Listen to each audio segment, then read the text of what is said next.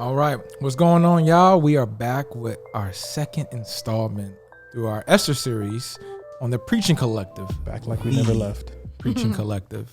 This is the Preaching Collective, which is the only preaching collective that really that we talk funny. About the stuff that we talk about, how we talk about it, when we talk about it. Because when we talk about it, we talk about it. You know what I'm talking about? That was good. All right.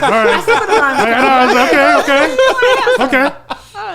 Now I'm talking about. All right. So look, we are in Esther chapter 2, 1 through 18. Man. So a couple of different things. This is kind of like, well, technically 5 through 18, but we gonna do the little. Yeah. So this continuation from chapter 1, and obviously the sermon series titled "Tracing the Fingerprints of God." When we look back at our stories, we can look back and see how God, we may not have felt like God was actually like there. But I mean, he was active, but we just didn't directly see it. And I think that's the same thing with the story of Esther. So here, I'm going to be very clear when I'm preaching this. I am going to shatter the notion of this was a beauty pageant. I think that's terrible exegesis. You'll have to talk about that because I don't, I'm not familiar with the history of tell the story of what biblical preaching of Esther. So obviously there's some sort of backstory about this, and I don't. I'll buy into it. I ain't gonna lie. Yeah. Don't buy into it. So basically, after Queen Vashti, who says, "Yo, I'm not gonna listen to you because I mean you tripping or whatever." So the king wanted her to come out in like her royal crown, right? While he was drunk. Yeah, go ahead. Him and his boys were right. Him and his boys. They were lit. You know what I'm saying? And him and his boys and all these different people. So they made this executive order that says, well, basically it was very embarrassing for a king for, with all his great wealth, all his great stuff, and to have your queen not listen to you. Right. And keep in mind too, like these people, like he's going around doing different military campaigns. They're going into different, there's wars and stuff that's going on. So the idea of having your queen not listen to you, how could you basically have a army of different people listen to you if you're, you know what I'm saying? So it was embarrassing, and he's embarrassed, blah, blah, blah. They made this executive order for lack of better words, for women to kind of stay in their place. That's basically what it was. So he is like, well, we got to replace the queen. How do we replace the queen? Well, let's have, and it's very interesting because I want people to really like feel this here. Verse 2, then the king's young men who attended him said, let beautiful young virgins be sought out for the king, and let the king appoint officers in all the provinces of his kingdom to gather all the beautiful young virgins to the harem in Susa, the citadel, under the custody of one of the king's eunuchs who was in charge of the women. So, sought out. So that's what the text says. Sought out for the king. Typically in beauty pageants, and I'm not an expert on beauty pageants, not like that, but it's not this idea of like going to sought out and seek out after women. And keep in mind, he's a king who's had this godly type of. He's like God for some people. So what the king says, and not to be mistaken by godly, like not right. godliness, not godly, but like in other a deity. Yeah. You know what I'm saying? Kings saw themselves as equal. So if the king says to do something, you need to do it. Or God has said do something, or there's consequences or death or whatever the case may be.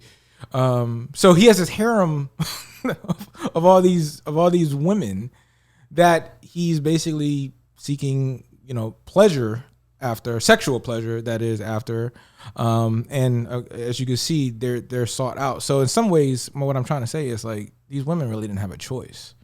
There's not really that much of a choice that you can do. And keep in mind too, these women that were in this, that was sought out for the king, like after there's a queen that's chosen, they don't go back to their families. I was just about to say they stay in the harem as concubines, and I guess back in the day, what we would say is like side chicks, right? They don't go back home to their families and stuff like that. They stay there, and whenever the king wants to have sex with them, he has sex with them. That's just how it go. So the idea of a beauty pageant is not in the text at all. So there's got to be some history about so historically it's been preached that this was a beauty pageant. Right. That's what I'm missing because I'm one night with the king, all that good stuff. Oh, gotcha. They beautified this story They sanitize it, and I think for a lot of ways, I guess maybe with some children, and they try to sanitize it, make it more palatable for children. Ooh. Different. Well, I mean, I think different. Oh yeah, I mean, I had these like sort of Christian Bible tapes, and I distinctly remember the story being told, and yeah, it was very much like how exciting, here's our opportunity, and we're gonna, almost like this is like almost more like The Bachelor, I suppose. Well, I mean that's bad, right? but like kind of like maybe you can win him over, and he'll like you, you'll like him. And it'll be sort of this match made in heaven. Whereas there's no agency from the woman here. It's strictly like the king is going to do what he wants and what he decides, and that's it. And just think too. I mean that let's put our adult lids on this. I mean, these are virgins, right? So this is their first sexual experience. And think about that. Like that's not necessarily going to be pleasant for them, but they need to perform, right? Yep. For this king maybe. It'd be interesting that from their vantage point, like this is my best shot to have some type of life, right? Or maybe it's just, well, this is what it is. I'm going to do this, and then I'll be in the harem, and maybe he'll see me again, maybe not. I mean, there's an implication. I don't know how many women are in this harem, but it's very possible. Like most of them never saw the king again, right? He just sort of went through them, and that was it. So again, just very much a sort of a continuation of the first chapter of just. Thinking of this like a movie. I mean, right now it seems like the main character is the king, and he's the main person who carries everything over, and these sort of side characters are for the sake of the king. Makes you think that's who's driving the story. That's who the authority is. And all along the way, obviously, the thing we want to be saying is what God is actually working in the midst of what is incredibly broken. Yeah, a lot of chaos, and it almost seems like.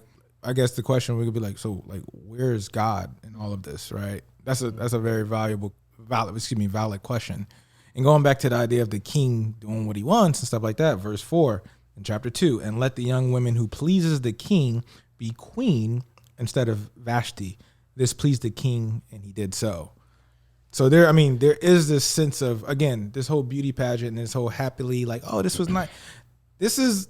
They're in some ways they're almost like forced to be a part of this. Like, and it's sad that this is the context that they're in, that even has to take place or that even has to happen. But it wasn't this like. I guess what I'm trying to say is, for the pastors, for the parents, for anybody who's seen Esther and taught this to their children or taught this in a class or from the pulpit, that this was some.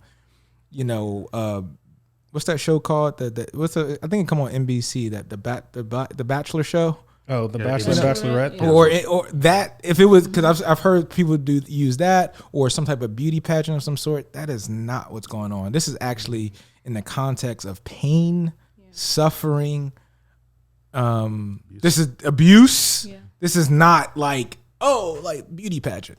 You know what I'm saying? Yeah. So I'm not preaching it that way. I just want to be very clear on that. I'm not. Where's the camera? You want to say this one? Is this the camera? I am not preaching it that way.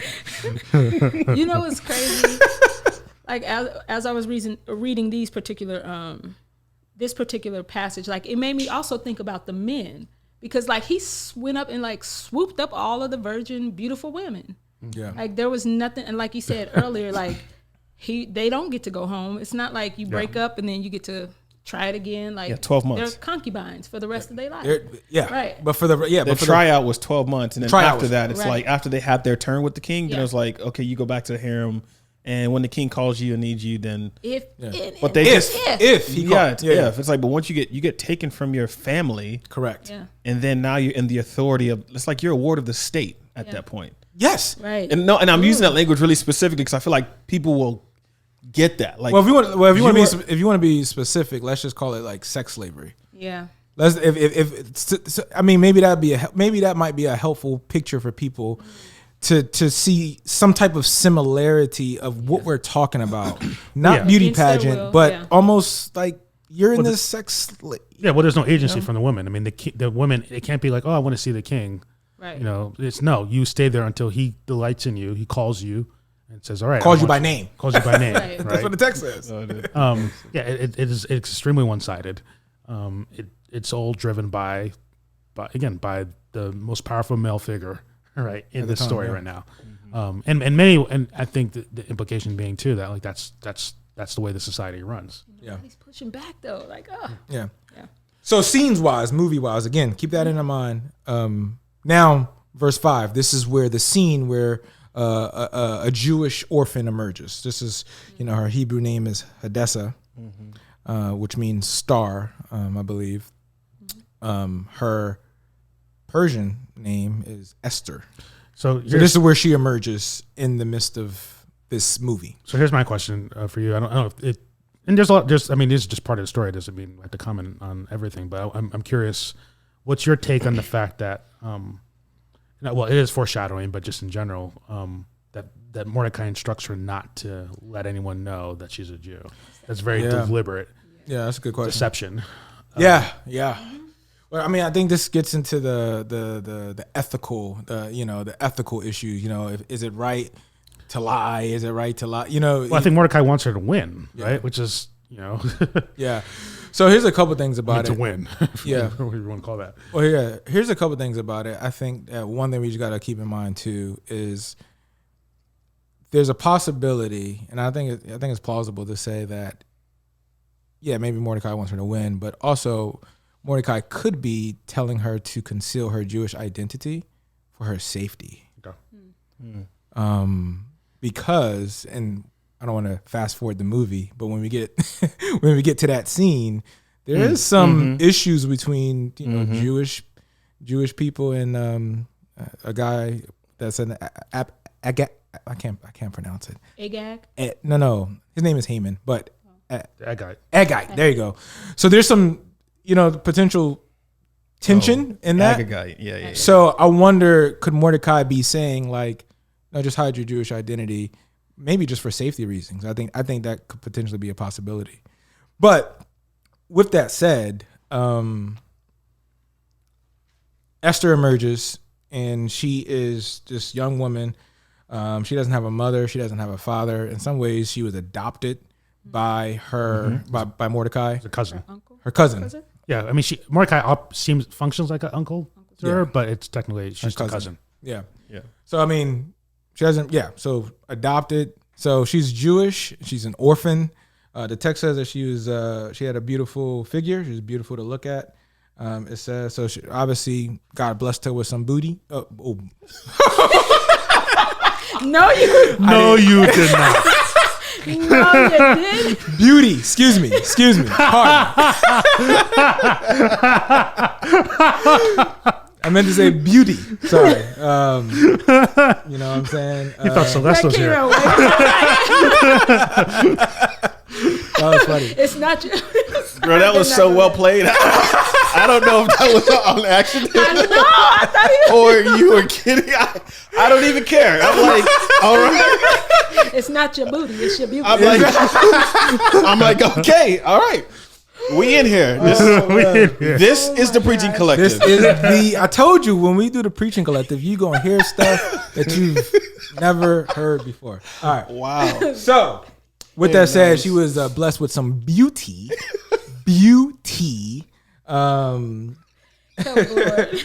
And as she was blessed with this beauty, she ends up, being the queen.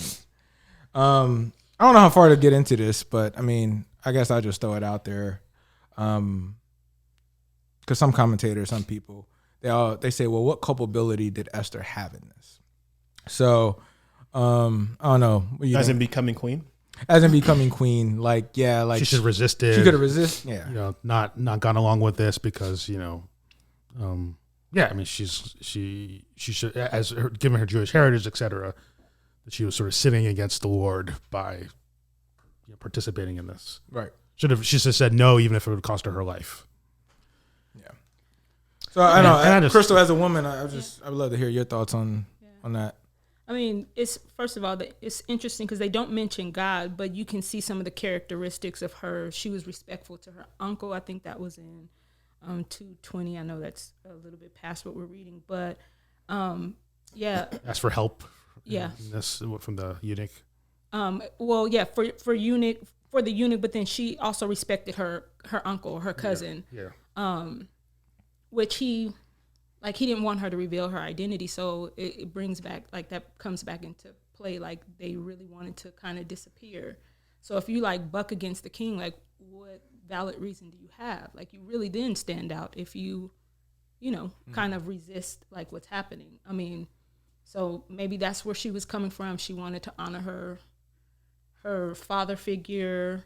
But yeah, I don't think it's necessarily like, it just sounds like they really wanted to kind of fade into the scene.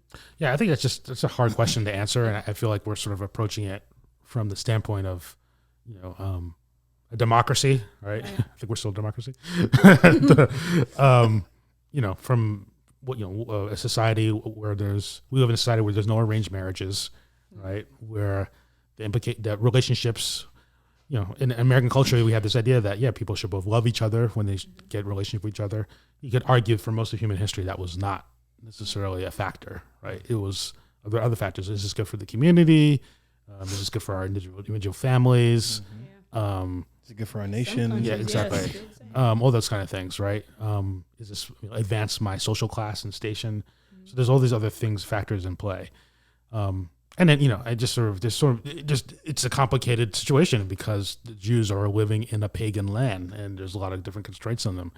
The things that, they would not do as the people of God. But I think the consequence of their sin as a people is now they're in a place where they have to face all these different things. And so, it's one of those, like, I don't know if that's I think it's, strictly speaking, no, that's not something God would want for any of his people to do, right? But we're also talking about a very different situation than like when they were living in a promised land. Mm-hmm. Yeah. I just know that's a thing that some people kind of tend to say, or at least bring up. And I'm always just like, for me, like, I'm always like, well, it almost seems like the king kind of goes free. You know what I mean? So it's like, oh yeah, how about we talk about the king that ordered these different things? That's good. Versus the woman who's a Jewish orphan, no mother, no father. What do you expect her to do in this situation? Yeah. Is she in sin? Did she sin? I mean, but she was sin against. Yes. Okay. But like, why is that such a huge, like, I guess I would turn to the king and the man. Like, he's the one who's, you know what I'm saying? Like, I guess for me, I look more towards the man in this versus the woman. I wanted to, if this is one of the, as we're thinking of how you preach and teach this, you sort of had to enter the story. That's us sort of bringing in sort of our sort of time frame and other things into the story and trying to that would be reading the scripture with Western eyes. Yes, that's exactly right. That's exactly a perfect example of reading the scripture with Western eyes. Mm-hmm. We're not trying to enter into the Eastern culture and the different dynamics of that here. We're sort of trying to bring in dynamics of, just that question comes out of like questions of like dating and courtship and all these other things like that are popular in American, evangelicalism, have been, I kiss dating goodbye, that kind of stuff. Right. And, but that's not, that's anachronistic. That's sort of importing something in as opposed to sort of what's the situation they're in here, which and I think you're right. It's driven by someone who has all the power and you're trying to live within that. Again, all this is a reminder of just like, okay, I think the story is meant to help make us think like, wow, we're powerless. The Jewish people are powerless. This king is in charge. That's it. That's the end of the story. But God is still working even in this very messy situation. Yeah. I would love to kind of tease out what exactly, because I mean, these are two different sermons now, the one we did before, now this one, to kind of think through what are some of those takeaways when you look at what just looks like a messy situation. But one, I don't think we can act like even now as Western American thinking people, Christians, But this doesn't happen now. Corporate execs who are constantly getting Governor Cuomo, who's now resigning because of all the allegations. Like, it's a constant thing that keeps happening now. Harvey Weinstein.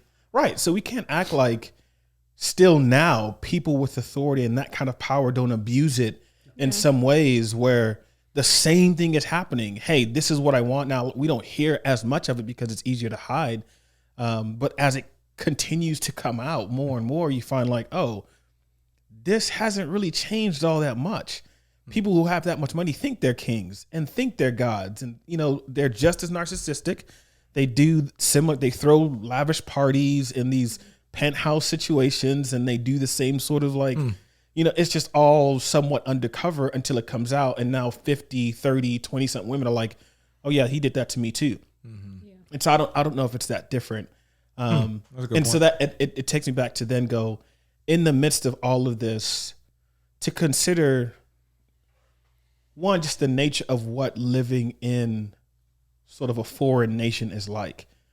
Like if you're an exile, as they would understand this story, but even just to understand like this was just kind of the state of being. Like you could even, you know, Mordecai, they don't even know what his Hebrew name was. He was just Mordecai, which is a Babylonian name, you know? And I wonder if, to some degree, you know, the sort of participation comes from, it's like, hey, seek the welfare of the city. In its welfare, you will find welfare. Mm-hmm. Like, so when you talked about before about survival, it's like, what other choice? It's not even what other choice that they have. It's like, that was actually the instruction. It's like, hey, you're going to be out there, but build houses, do your thing. Like, this is what you're going to have to do now.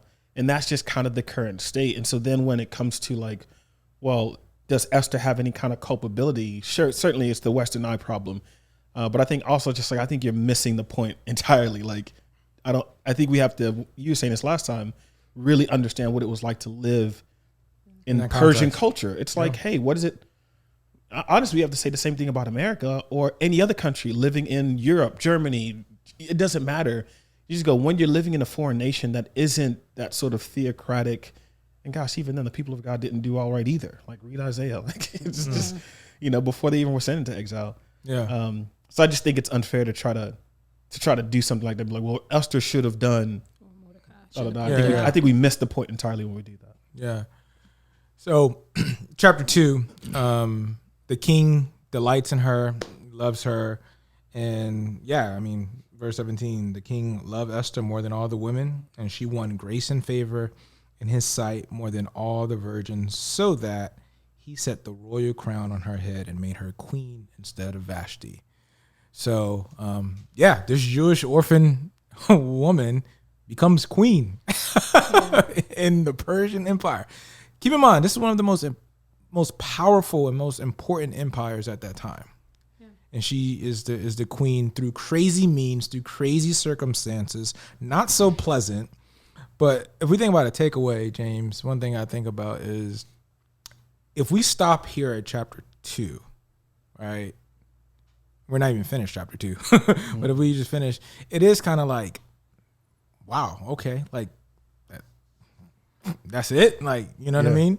But because we have progressive revelation, one takeaway in light of the whole story, I could say that God knows the story from the beginning to the end. So in the midst of issues, trials, tribulations, chaos, no matter for our people who are listening, things may not necessarily seem right. They may not be right. I would just want people to take comfort in God knows the story from the beginning to the end, because the beginning of this story, when Esther comes in, it's not pleasant at all. You know, from her being in a harem and all that type of stuff. And as we will continue more and more, we'll see this idea of how the story is still unfolding and Esther's character is still developing. That's probably one thing too that I think that our audience should talk about is, or at least pay attention to, is how Esther's character develops throughout the entire story. Crystal, what would you like? I'm interested to know what you would like. How would you counsel like a young woman who's who could be like dealing with some similar issues. You know what I'm saying? Like you're in a male dominated situation. It seems like you don't have a choice. We know by the end of chapter 2, Esther becomes queen. So there's some situation where it's like, hey, things could turn out, but you don't know. What does someone do in a situation, guy or girl? But again, you know, in this situation, it seems like the women are at the bottom here. But you have this character that arises. Like, what would you say to, I feel like young women, older women, just about like themselves, dignity? Like, how would you think through that? Like a couple minutes, I guess. Man. So I don't know. This is it's kind of hard to like encourage someone in this particular situation, because like we said, there's so many things that seems unjust about the situation. Whether we could say her uncle, cousin pimped her out, whether she was just taken. I think in those situations, like, you just have to focus your attention, your everything on God.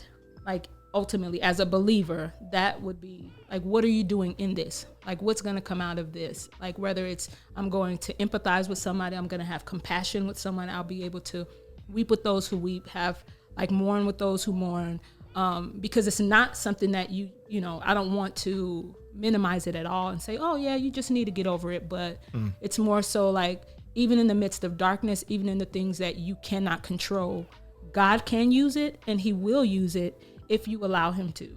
And so when you find yourself in those situations, it's just do the things that you need to do to heal, but then at the same time, like, look for those fingerprints, as you have been saying over and over. Like, where are the fingerprints? Where was God at in this? What was God doing in this? And what are the ways that God is using this and turning it around for our good? Nice. Well, a lot more to be said for sure, but we won't say everything here on the Preacher Collective. I think we've said enough specifically for this installment. Right. So with that said, we're going to end our time today in the second installment of Esther. As we always say, love God, love people. We are out. Peace.